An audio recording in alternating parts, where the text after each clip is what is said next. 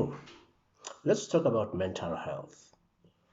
How do you deal with mental health where you come from? How do people deal with mental health in your community? It's been a question I've been asking a lot of people. So today I shared a clip where I talk about stress. And somebody asked me a question: what do you call stress in your language? So maybe that's also a question. Does the fact that your language doesn't have a definition or a label for a certain illness or a certain condition or even a certain phenomena, does it indicate that your language does not allocate or does not accommodate that particular phenomenon? I don't know. However, I'm aware about some of the conversations I've been having with some of my colleagues with regards to issues of mental health. It will be mental health. I think next month will be mental health month for many of us down here, and this is probably an important conversation to have. It's probably even more important to have given the perspective of COVID-19. So I think for me, the foundation starts with understanding, perhaps even a comparison between Freudian psychology as well as what the closest we could talk about is the Egyptian, but I know that where I come from. So let's talk about where I come from. And I would then like to hear, how do you guys work with mental health, and where does it fit in the whole spectrum of humanity and the being of a human? So where I come from, we talk about first of all, Mele Pelo le Moya. So I grew up in a Botswana home, while of course in our tradition, of course, because my father is an Umzulu person, I would be Umzulu, but he in a sense, I identify with both, although I grew up as a Motswana because that is where I spent a lot of more of my time. And where I grew up, we talk about Melepelo le Moya, as it goes also in the hymn Botho Kaofela. So the whole of humanity is the split between the body, the heart, and the spirit, Moya. So if you then start breaking it a little bit down in a matter of illness, if you have an illness in your body, it is recognized, it is felt, it is seen. And sometimes we even have a conversation where we say, "Ukula atsamaya," but we know that ke tshwere ke letsoho, ke tshwere ke mokotlo, ke tshwere ke hlooho, I have a headache, my hand aches. So we can actually easily identify where the pain is. And it's not the part of the body that is a problem. It is an illness in that part, or the pain in that part. So I think that's relatively easy enough to deal with. Then comes the illness of the heart. Now, the heart here is very interesting because connotatively it would refer to matters of feelings and emotions as opposed to physical. So when somebody says "Pelo ya hae e bohloko," his heart is sore, it does not necessarily refer to the heart as a literal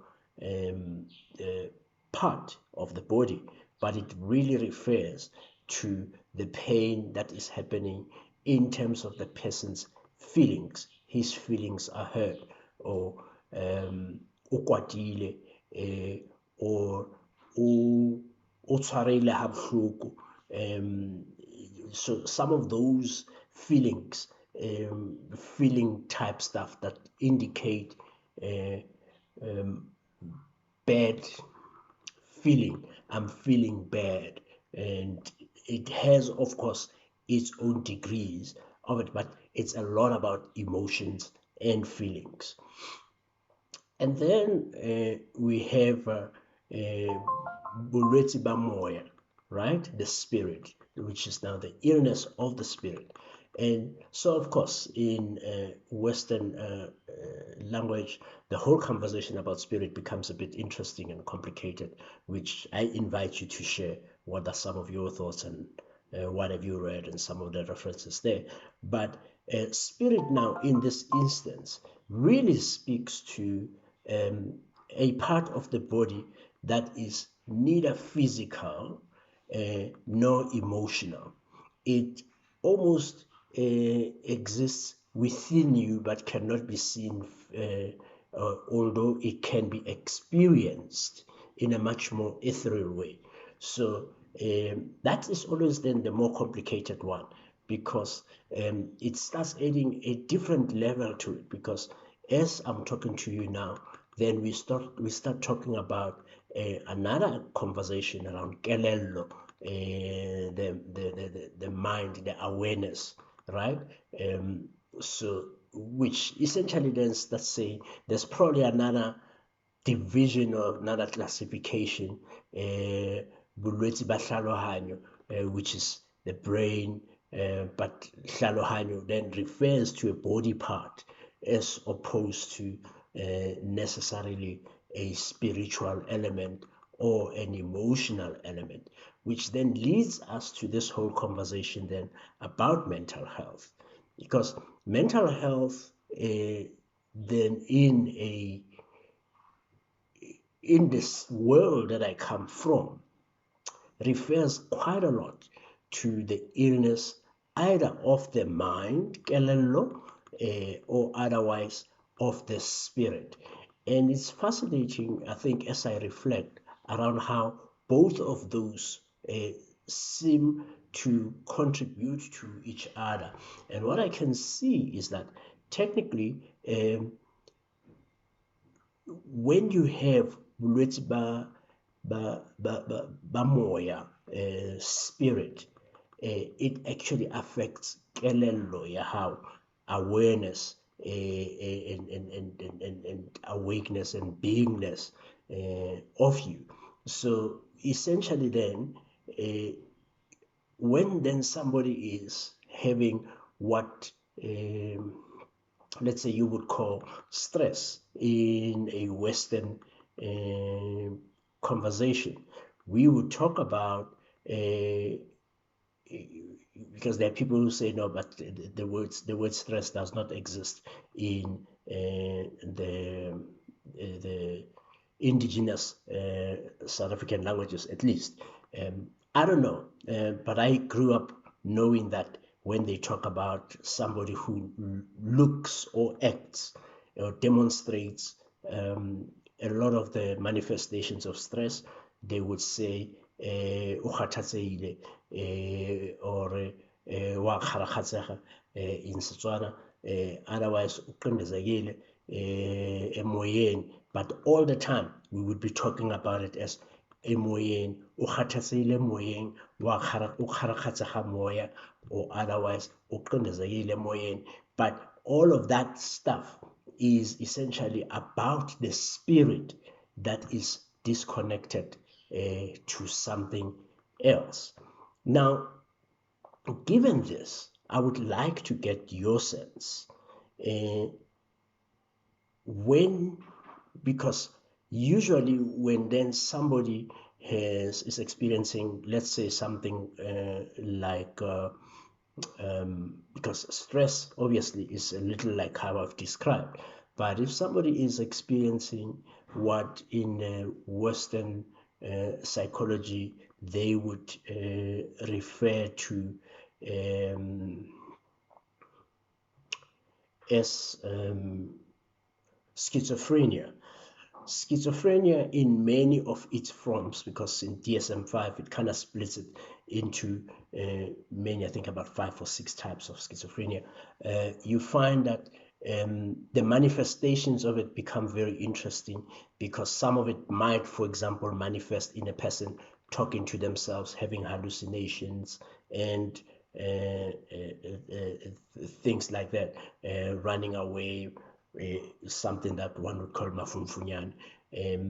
So there's a language and a conversation that talks about it, that's talking about the behavior that the people is seeing.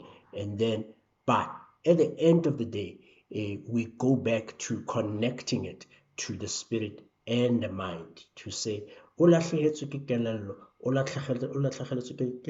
kelello, which means he lost his mind, and as a result, he might have a spiritual problem. So this is how I understand it. I don't know if it's true. What do you think? What's happening in your case? Because it seems that we have a very complicated relationship with mental health, such that unless you are at the level of trauma, in terms of demonstrating some of the behaviors I've just given now, where the spirit has, in a sense, interfered with the mind, that's only then that mental illness is recognized. However, if you are continuing to be functioning as a human being, you are regarded as just fine. So help me out here. What do you think? What are your thoughts as regard this issue? I'm interested to know some of your thoughts. If you can share some of them in the notes below, or otherwise, just connect with me on any of the social media platforms, and let's talk about mental health. What does it mean to you? See you soon. Oh, hear from you soon.